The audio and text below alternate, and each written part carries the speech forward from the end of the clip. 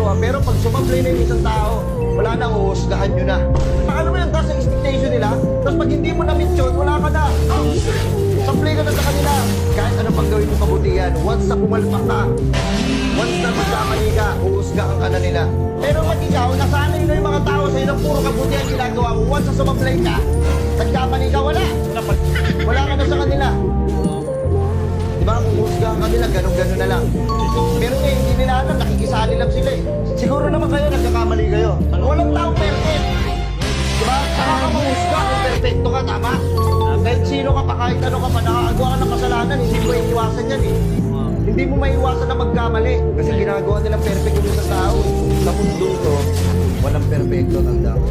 Hindi kayo perfect, walang perfect sa inyo na tayo nagkakamali. Kung tayo mahusga ng tao na wala pa kayo alam. Ay, pag di ba, pag puro mali ginawa mo, tapos bigla ka nakagawa ng tama. Ay,